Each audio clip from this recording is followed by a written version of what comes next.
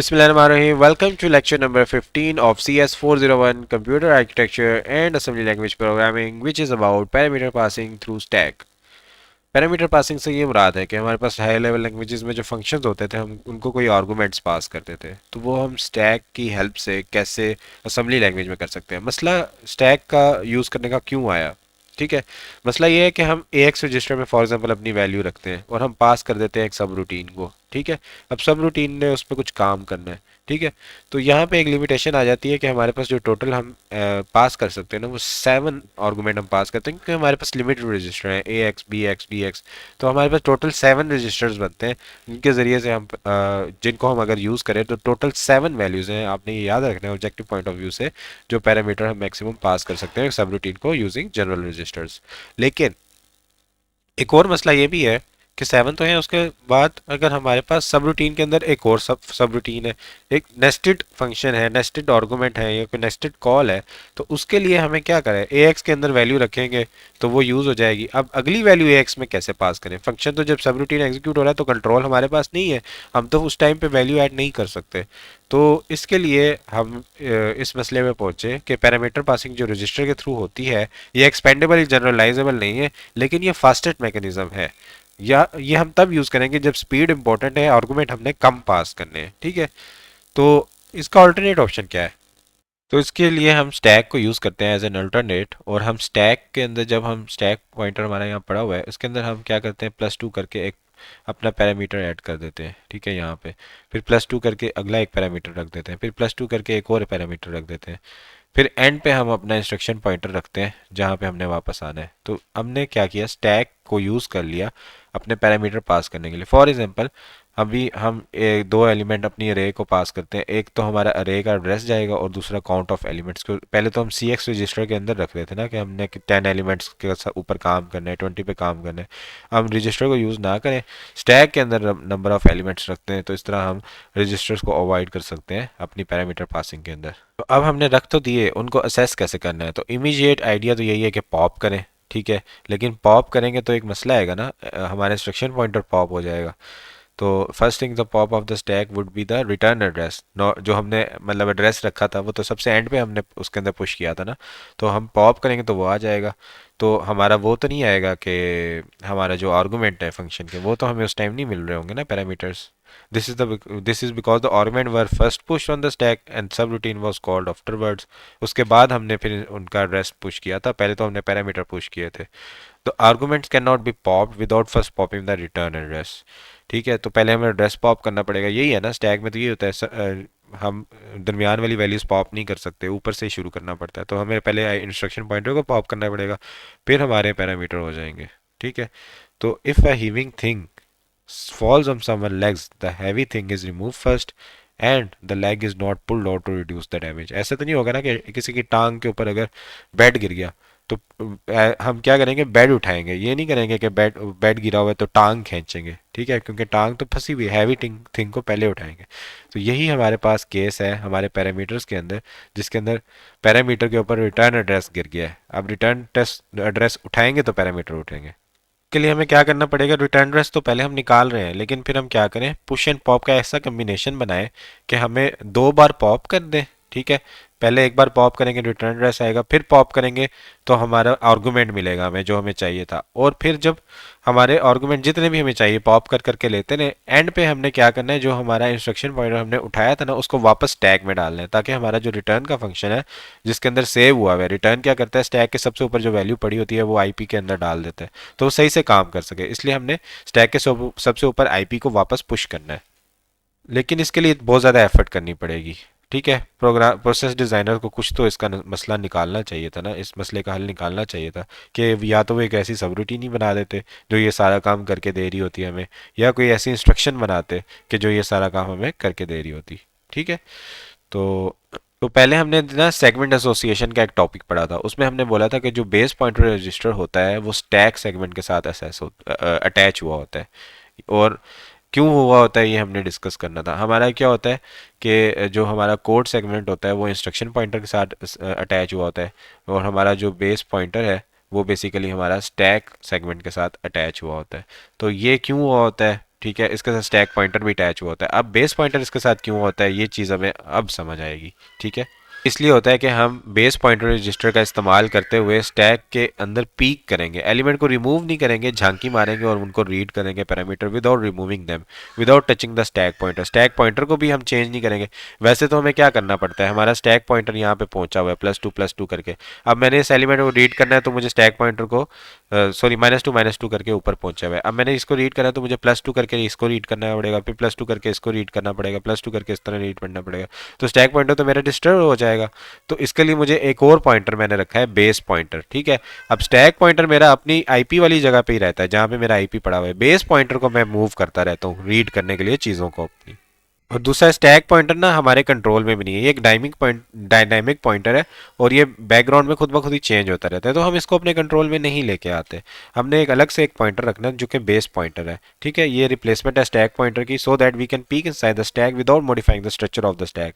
Stack pointer को हम उधर ही रहने देते हैं जहाँ पे स्टैक उसको रखना चाह रहा है। हम अपने लिए एक अलग से पॉइंटर ले लेते हैं और उसकी मदद से हम जो काम करना चाहते हैं वो करते रहते हैं। बेस पॉइंटर में जो भी चेंजेस आएंगी ना, उससे स्टैक का स्ट्रक्चर इफेक्ट नहीं होगा, स्टैक वैसे का वैसे ही रहेगा।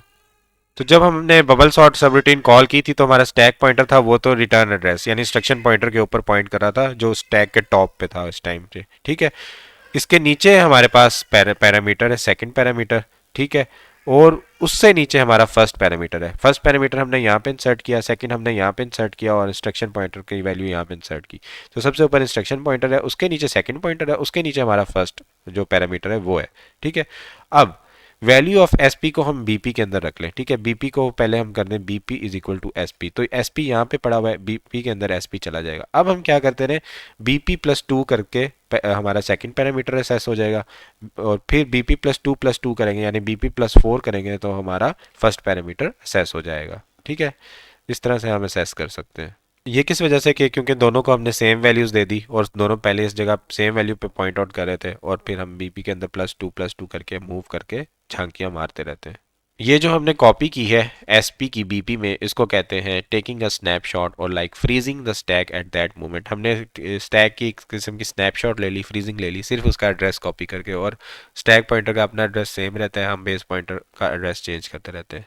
अगर हम फर्दर स्टैक के अंदर फर्दर पुशेस भी होती रहेंगी ना, स्टैक पॉइंटर तो चेंज होगा। वो तो स्टैक पॉइंटर अगर फॉर एग्जांपल यहाँ पे था, अब इसने कोई और वैल्यू ऐड करनी है तो ये क्या करेगा, +2 करेगा, यहाँ पे वैल्यू ऐड करेगा, +2 करेगा, यहाँ वैल्यू ऐड करेगा। ठीक है, लेकिन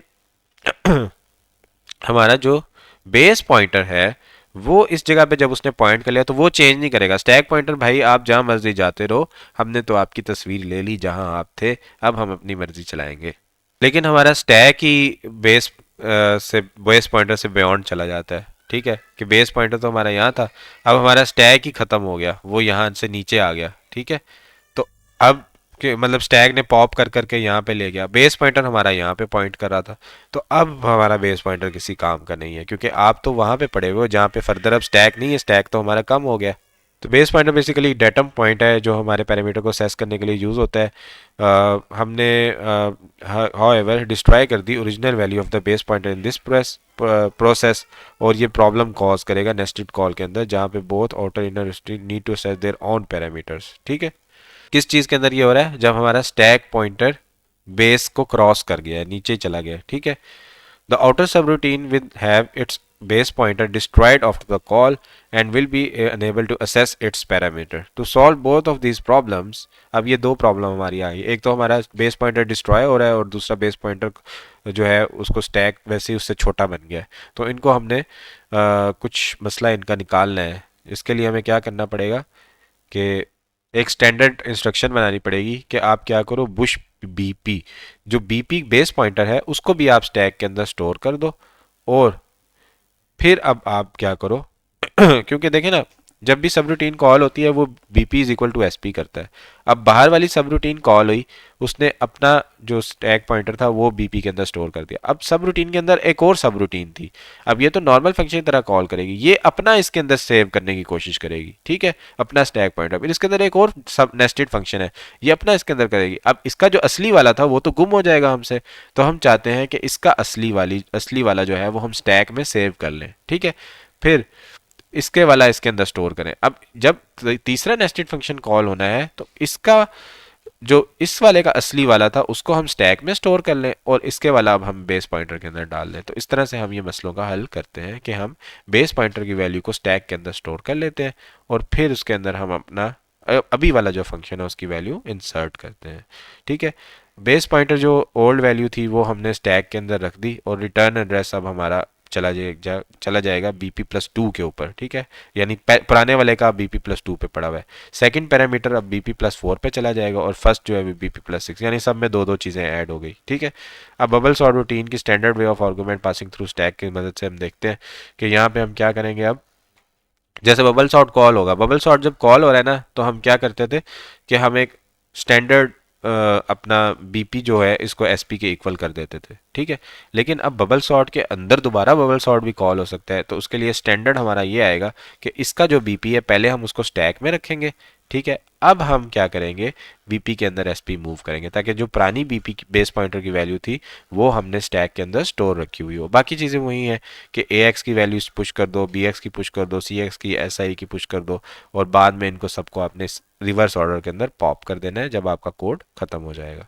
ठीक है, यहाँ पे ये पॉप हो रही है। तो इस तरह जब हमारी कोई सब रूटीन कॉल होती है तो हम क्या करते हैं, बेस पॉइंटर की वैल्यू अपने पास स्टोर रख लेते हैं, फिर हम बेस पॉइंटर की वैल्यू को स्टैक पॉइंटर की वैल्यू के इक्वल कर देते हैं। ठीक है, डिबगर में आप इसको देख सकते हैं, सारा ऑपरेशन ऐसे ही हो रहा होगा जैसे हमने बोला और हम बिल्कुल सच्चे थे, हमने कोई गलत बात नहीं की। स्टैक क्लियरिंग बाई कॉलर और कॉली। ठीक है, अब स्टैक के अंदर तो हम डाटा स्टोर करते जा रहे हैं। ठीक है, इस तरह हम पैरामीटर भी सेव करते जा रहे हैं और हम इसके अंदर बेस पॉइंटर्स भी स्टोर करते जा रहे हैं। तो ये तो हमारी मेमोरी ओवरलोड होती जा रही है। अब काम हमारा ख़त्म हो गया जब, तो हमारा काम है कि इसको हम खाली करें, ये सारा सामान हम डस्टबिन में डालें। उसके लिए हमने क्या करना है, सिर्फ रिटर्न फंक्शन जब हमारा कॉल होगा ना, इंस्ट्रक्शन पॉइंटर तो यहाँ से लेगा, लेकिन इसके नीचे जितने भी हमारे पास पैरामीटर्स थे 7 8 9 10 हज़ार, उसके n डाल दें यहाँ पे ताकि वो क्या करे, अब स्टैक पॉइंटर को यहाँ से यहाँ ले आया। जब हमने इसके अंदर से एड्रेस ले लिया, अब स्टैक पॉइंटर को इधर एंड पे टॉप पे ले आए। ठीक है, ताकि ये तमाम वैल्यूज़ जो हैं ये इग्नोर हो जाएं। इग्नोर कैसे होंगी, पड़ी तो इधर ही रहेंगी, लेकिन अब हमारा जो स्टैक काम करेगा ना +2, वो इधर आएगा और इस जगह पे ओवरराइड कर देगा इस वैल्यू को। फिर ओवरराइड यानी हम इस जगह को दोबारा से अपने लिए इस्तेमाल कर लेंगे। ठीक है, तो ये कॉन्सेप्ट है बेसिकली इसको, लेकिन बुक में क्या लिखा हुआ है ये देखते हैं। अब एक हम अच्छा, अब एक हमारा जो है ना वो है कॉलर। ठीक है, जो कॉल कर रहा है फंक्शन को, और एक कॉली है। कॉली मतलब जो फंक्शन कॉल हुआ है। ठीक है, उसके अंदर आर ई टी है। तो कॉली के लिए तो बड़ा आसान है, RETN लिखेगा। अगर ये एग्जिस्ट ना कर रहा होता तो बड़ा मुश्किल होता कॉली के लिए। कॉलर के लिए जो है ना मुश्किल है। ठीक है, उसको बार बार मतलब जितने पैरामीटर उसने पास किए थे उतनी वैल्यूज़ को उसने रिमूव करना होगा। ठीक है, तो देयर फॉर प्रिविलेंट कन्वेंशन यही है हाई लेवल लैंग्वेजेस में कि स्टैक क्लियरिंग कॉल ही करता है। जो फंक्शन कॉल हुआ है ना, सब रूटीन कॉल हुई है, वही करता है, क्योंकि उसके लिए तो RETN लिखना है और उस एक ही लाइन में दो लफ्ज़ लिखने से वो काम कर देगा। उसके लिए आसान है। कॉलर को अगर हम ये काम दें ना तो बड़ा मुश्किल हो जाएगा। अगर रिटर्न एंड अवेलेबल ना होता तो स्टैक क्लियरिंग बाई कॉली से भी बड़ी मुश्किल होती। उसको पहले क्या करना पड़ता, सबसे ऊपर वाला जो एड्रेस था उसको एक जगह स्टोर करना पड़ता, फिर ये सारी चीज़ें रिमूव करनी पड़ती, फिर टॉप पे आके ये चीज़ वापस इसके अंदर डालनी पड़ती, फिर रिटर्न कॉल करके उस जगह पे वापस जाना होता और फिर -2 करके स्टैक के टॉप पे आना पड़ता। बड़ा कम्प्लेक्स का एक स्ट्रक्चर बन जाता है। ठीक है, तो जैसे ही RET वाली बात आई तो बस उसको कुछ टेंशन नहीं लेनी पड़ी और जो हमारे पास स्टैक क्लियरिंग की रिस्पॉन्सिबिलिटी थी वो कॉली के पास चली गई कि भाई आपका काम तो बड़ा आसान हो गया।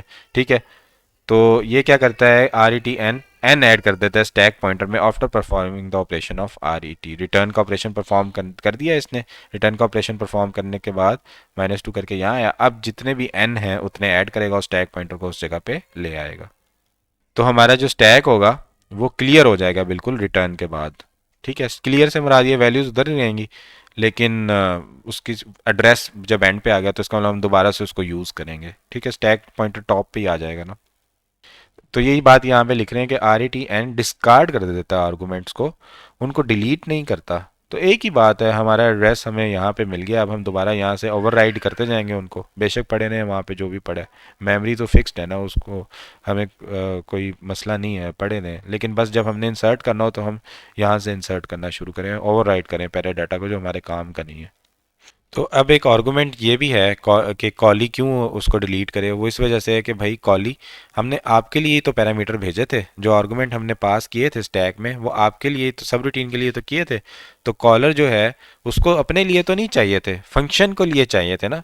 फंक्शन कॉली जो है उसके लिए आर्गुमेंट चाहिए थे, कॉलर को अपने लिए तो नहीं चाहिए, उसने तो बस फंक्शन कॉल करना है। तो सब रूटीन रिस्पॉन्सिबल है कि उसको चाहिए था जिस जो काम उसकी ज़रूरत का था तो वही उसको क्लियर करे। ठीक है। Removing the argument is important if stack is not clear. अगर क्लियर ना किया या पार्शली क्लियर किया तो स्टैक फुल हो जाएगा। ठीक है। और स्टैक पॉइंटर हमारा जीरो माइनस होता है ना, ये माइनस टू करते करते जीरो पे पहुंच जाएगा। और रैप अराउंड प्रोड्यूसिंग अनएक्सपेक्टेड, फिर रैप अराउंड हो जाएगा, फिर अनएक्सपेक्टेड से रिजल्ट बन जाएंगे। पहुंचना हमने ऊपर की तरफ था और सबसे पहली वैल्यू पे हम पहुंच जाएंगे और एक रैप अराउंड सा बन जाएगा। इसको बोलते हैं स्टैक ओवरफ्लो। ठीक है। अगर हम स्टैक क्लियर ना करें तो आहिस्ता आहिस्ता मूव होते होते होते होते डिक्रीमेंटिंग स्टैक हमारा जीरो पे पहुंचेगा। फिर हम फर्दर कोई वैल्यू पुश करेंगे तो रैप अराउंड बनेगा जिसकी वजह से अब नॉर्मल रिजल्ट आएंगे। इसको हम बोलते हैं stack overflow. Therefore clearing anything placed on the stack is very very important ताकि हमारा स्टैक ओवरफ्लो ना हो। अच्छा, अब एक और इम्पोर्टेंट कॉन्सेप्ट ये है कि हम आर्गुमेंट तो पास कर रहे हैं लेकिन कुछ लोकल वेरिएबल्स भी होते हैं जो फंक्शन के अंदर ही डिक्लेयर होते हैं। ठीक है। तो उनके लिए भी हम स्टैक को यूज़ कर सकते हैं। जो सब रूटीन ने अपने अंदर ही लोकल वेरिएबल इस्तेमाल करने और बाद में वो इस्तेमाल नहीं होने, वो स्टैक में डाले और बाद में स्टैक से रिमूव कर दे। ग्लोबल वेरिएबल तो परमानेंट स्पेस लेते हैं, वो तो मेमोरी में स्टोर होते हैं और वो हर किसी को चाहिए भी होते हैं। लेकिन एक फंक्शन के अंदर ही लोकल वेरिएबल सेव होना है, काम होना है उसके ऊपर, तो उसको तो परमानेंट स्टोर करने की ज़रूरत नहीं, वो टेम्परेरी बस स्टैक में स्टोर हो और बाद में वो डिस्कार्ड कर दिया जाए ताकि जो लोकल वेरिएबल दूसरी सब रूटीन के हैं वो वही स्पेस यूज़ कर लें। इनका वेरिएबल का इस्तेमाल सिर्फ सब रूटीन के अंदर होगा, सब रूटीन के बाहर फिर कोई इस्तेमाल नहीं होगा क्योंकि वो उसको वैसे ही हम डिस्कार्ड कर देंगे। तो इसके लिए हम स्पेशल मैनिपुलेशन करनी पड़ेगी। क्या करना पड़ेगा, स्टैक के अंदर एक गैप क्रिएट करना पड़ेगा। हमें पहले से पता चल जाएगा सब रूटीन ने दो लोकल वेरिएबल बनाने, तो हम दो जगह उसके लिए खाली छोड़ दें, उसके बाद इंस्ट्रक्शन पॉइंटर का एड्रेस स्टोर करें और ये दो जो खाली जगह छोड़ी हैं इनके अंदर हम लोकल वेरिएबल को स्टोर कर दें। जैसे स्वैप फ्लैग है ना, स्वैप फ्लैग हमारा सिर्फ ये बबल सॉर्ट के अंदर यूज़ होता है कि अगर स्वैप फ्लैग सेट सेट है हमारा तो दोबारा से आप रे के शुरू से दोबारा से चेकिंग करो बबल सॉर्टिंग की। तो ये बबल सॉर्ट के अंदर ही यूज़ हो रहा है, ग्लोबल वेरिएबल बनाने की इसको ज़रूरत नहीं है। तो इसके लिए आप क्या करें, स्टैक का इस्तेमाल करें, उसमें एक जगह रख दें इस वेरिएबल के लिए स्पेसिफिकली। तो स्टैक के अंदर हम एक गैप बना देंगे, ठीक है, जिसके अंदर वर्ड रिजाइड कर सकता हो, यानी इसकी वैल्यू स्टैक पॉइंटर की, ये स्वैप फ्लैग की वैल्यू इसके अंदर स्टोर हो सकती हो। तो ये जो गैप है ये यूज़ होगा टेम्परेरी, लोकल या ऑटोमेटिक वेरिएबल के लिए। ऑटोमेटिक से मुराद जो फंक्शन खुद ब खुद बना रहा है। तो हम क्या कर सकते हैं, decrement as much as we want. अगर एक से ज़्यादा हमने स्टोर करना है, डिजायर्ड स्पेस जितनी भी है हम उतना करते जाएं, गैप बनाते जाएं। However, the decrement must be by an even number, लेकिन इवन नंबर्स होने चाहिए क्योंकि स्टैक में वर्ड स्टोर होते हैं ना। ठीक है। तो टू टू के स्टेप्स में हमने उसको स्टोर करना है, गैप बनाना है। अब हमारे केस में तो हमें सिर्फ एक लफ्ज़ चाहिए ना, हमने सिर्फ एक स्वैप फ्लैग स्टोर करना है। मोस्ट कन्वीनियंट पोजीशन इस गैप की जो है वो यही है कि जैसे ही हमने स्टैक पॉइंटर की वैल्यू बेस पॉइंटर के अंदर स्टोर की, बेस पॉइंटर की वैल्यू स्टैक के अंदर स्टोर की, तो हम साथ ही एक गैप क्रिएट कर दें so that same base pointer can be use to access the local variable as well. इसी बेस पॉइंटर को अब हम क्या करते थे, बेस पॉइंटर +2 करते थे तो हमें पैरामीटर मिल जाता था, बेस पॉइंटर -2 करेंगे तो हमें हमारा लोकल वेरिएबल मिल जाएगा। नेगेटिव ऑफसेट मिलेंगे तो करेंगे तो लोकल वेरिएबल हमें मिल जाएगा। Standard way to start a subroutine which need to access parameter has local variable as under. तो एक स्टैंडर्ड वे हमने ये बना लिया कि बीपी को पुश किया स्टैक के अंदर, बीपी के अंदर स्टैक पॉइंटर की वैल्यू डाली। अब हम क्या करें, सब्ट्रैक्ट कर दें स्टैक पॉइंटर में से 2। तो स्टैक पॉइंटर के अंदर हमने एक गैप क्रिएट कर दिया, स्टैक पॉइंटर हमारा सब्ट्रैक्ट होकर -2 इधर आ जाएगा और ये जगह खाली रह जाएगी। तो ये हम डमी पुश से भी क्रिएट कर सकते थे लेकिन सब्ट्रैक्शन से क्लियर हो जाता है कि ये हम गैप बना रहे हैं। डमी पुश करते कोई पुश ज़ीरो कर देते तो तब भी यही होता, -2 होता और यहाँ पे ज़ीरो आ जाता। ज़ीरो हमें नहीं चाहिए था, हम इसकी जगह अपना लोकल वेरिएबल ओवरराइट कर देते। लेकिन सब्ट्रैक्शन ज़रा ज़्यादा क्लियर लग रहा है। तो पैरामीटर्स हमारे असेस हो जाएंगे BP+4 BP+6 के ऊपर। स्वैप फ्लैग हमारा असेस होगा BP-2 के ऊपर। सब्ट्रैक्शन जो होगी वो स्नैपशॉट लेने के बाद होगी, तो BP हमारा पैरामीटर के ऊपर ही रहेगा लेकिन लोकल वेरिएबल के नीचे होगा। पैरामीटर्स जो होंगे पॉजिटिव ऑफसेट से असेस होंगे और लोकल वेरिएबल जो हैं वो नेगेटिव ऑफसेट से असेस होंगे। यानी बीपी में जब प्लस करेंगे तो पैरामीटर असेस हो रहे होंगे, बीपी में जब माइनस करेंगे तो हमारे लोकल वेरिएबल असेस हो रहे होंगे। तो अब हम इस कोड में देखते हैं यहाँ पे क्या हो रहा है कि बेसिकली बबल सॉर्ट जैसे हमारा स्टार्ट हुआ, बीपी के अंदर हमने पुश कर दिया, बीपी को पुश कर दिया स्टैक के अंदर, बीपी के अंदर एसपी मूव किया, अब हमने गैप क्रिएट कर दिया 2 स्टेप का। बाकी हमारा सारा कोड वही है, ठीक है। अब हमारा जो स्वैप फ्लैग है, जहाँ पे हमारी स्वैप फ्लैग सेट होता है कि हमें कोई वर्ड स्वैप करना पड़ता है, तो हम क्या करेंगे, BP-2 के अंदर अब वैल्यू स्टोर करेंगे। पहले हम क्या करते थे, स्वैप फ्लैग नाम का एक मेमोरी एड्रेस बना देते थे, उसमें स्टोर कर देते थे या किसी रजिस्टर में स्टोर कर देते थे। अब हम सिर्फ BP-2 के ऊपर स्टोर कर देंगे फ्लैग की वैल्यू और उस लिहाज से उसको देखेंगे। तो इस तरह हमारे लोकल वेरिएबल का कॉन्सेप्ट इसके अंदर एग्जीक्यूट हो जाता है, ठीक है। पहले हमें मेमोरी चाहिए थी स्वैप फ्लैग को स्टोर करने के लिए, ठीक है। स्टैक में अब हम स्टोर कर रहे हैं इसको स्टैक सेगमेंट के अंदर या डाटा सेगमेंट के अंदर, तो अब हमें ये बॉदर नहीं करता। ये एक टेम्परेरी स्टोरेज होगी, जैसे स्टॉप रूटीन ख़त्म होगी हम अपने बेस पॉइंटर को तो चेंज, बेस पॉइंटर को नहीं, स्टैक पॉइंटर को हम वापस टॉप पे ले आएंगे और ऊपर जितना भी डाटा होगा वैसे ही डिस्कार्ड हो जाएगा, ठीक है। यहाँ पे हमारा लेक्चर एंड होता है। अगर आपकी कोई भी क्यूरी हो तो आप कमेंट्स में पूछ सकते हैं। Thank you so much everyone for watching and joining. Take care, अल्लाह हाफिज़।